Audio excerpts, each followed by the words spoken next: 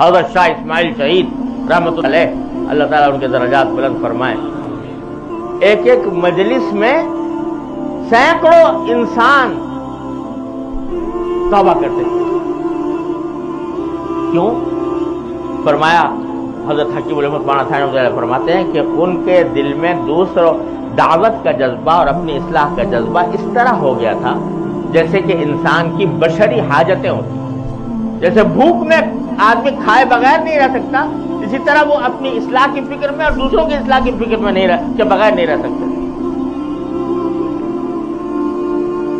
وہ لمبا چوڑا واز کیا جامع مسجد دہلی کے اندر، واز کرنے کے بعد نیچے اتر رہے تھے تو ایک دیہاتی بیچارہ دور سے بھاگتا ہوا آیا اور آ کے پوچھنے لگا کیا مولوی اسماعیل کا واز ختم ہو گیا؟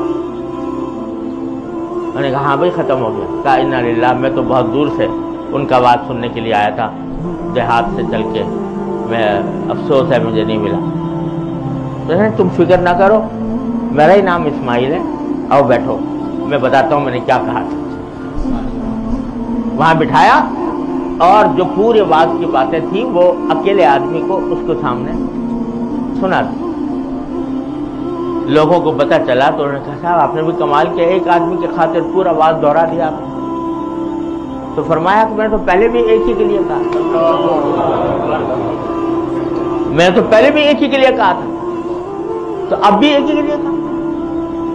دل میں تو یہ لگن لگی ہوئی ہے کسی طرح میں جب اللہ تبارک و تعالیٰ کے سامنے پہنچوں تو یہ کہہ سکوں کہ معذرتاً الی ربکم، کہ میں اپنے پروردگار کے سامنے یہ کہہ سکوں کہ میں نے جو کچھ میرے بس میں تھا وہ کر لیا۔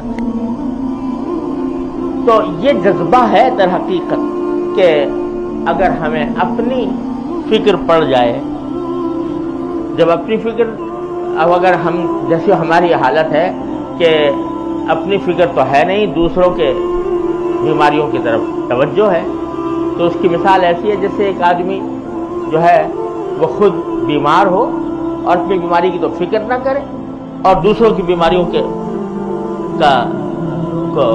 دیکھتا رہے۔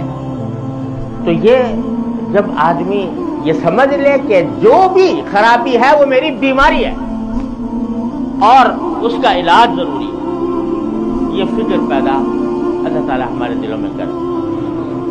اس کا راستہ کیا ہے، کس طرح یہ فکر پیدا ہو؟ تو جب قرآن نے کہا ہے کہ اپنی خبر لو، تو بھائی رات کو سونے سے پہلے اگر ہم میں سے ہر شخص اس بات کا جائزہ لے کہ صبح جب ہوئی تھی اور صبح سے لے کر اب تک جو وقت گزرا ہے اس نے میری زندگی کا ایک دن کم کر دیا۔ یہ زندگی جو ہے نا، اس کا ایک ایک لمحہ بڑا قیمتی ہے، یہ پتہ نہیں کب ختم ہو جائے۔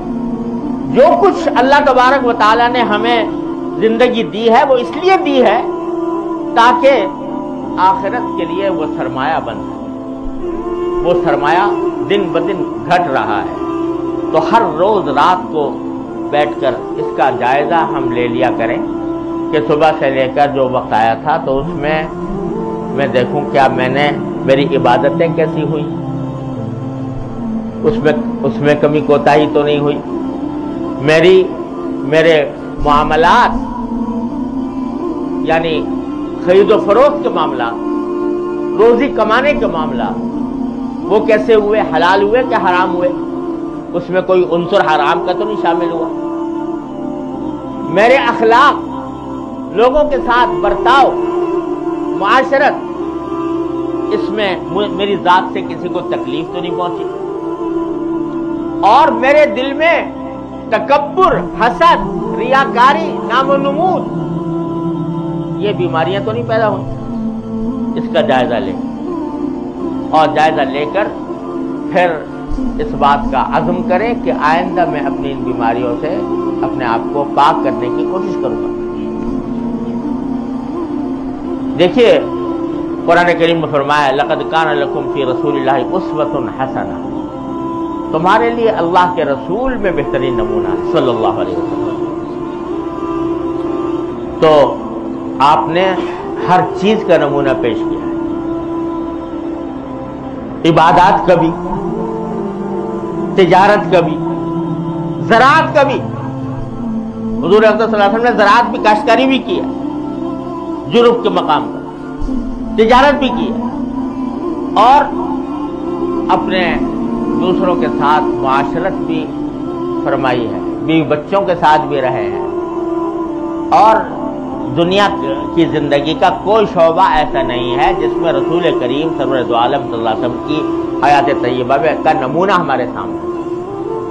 تو ایک کتاب ہے میرے شیخ حضرت عارفی قدس اللہ تعالیٰ سرہ کی، اسوہ رسول اکرم صلی اللہ علیہ وسلم، یہاں پتہ نہیں، اسوہ رسول اکرم، اس میں حضور اقدس صلی اللہ علیہ وسلم کی ساری سنتیں منقول ہیں. کس طرح آپ اٹھتے تھے، بیدار ہوتے تھے، کس طرح آپ بیدار ہونے کے بعد کس طرح ضروریات سے فارغ ہوتے تھے، کس طرح وضو فرماتے تھے، کس طرح نمازیں پڑھتے تھے، کس طرح لوگوں کے ساتھ پیش آتے تھے، کس طرح سارے سنتوں کی ایک لسٹ جمع کر دی.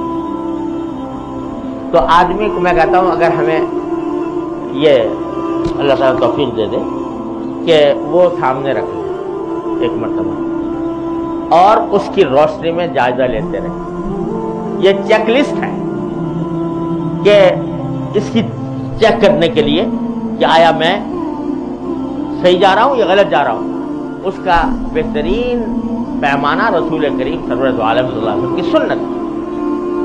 تو اس کے لحاظ سے اپنا جائزہ لے کر دیکھیں کیا ہو رہا ہے کیا نہیں ہو رہا. بہت سی سنتیں ایسی ہیں رسول کریم صلی اللہ علیہ وسلم کی، بہت سی سنتیں جو محض بے پرواہی کی وجہ سے ہم نے چھوڑ رکھی ہیں. ان کو اختیار کرنے میں کوئی تکلیف نہیں، کوئی مشقت نہیں، کوئی محنت نہیں، کوئی پیسہ خرچ نہیں ہوتا، کوئی وقت خرچ نہیں ہوتا، اور مفت میں بیٹھے بٹھائے آدمی کو اتباع سنت کا ثواب ملتا ہے.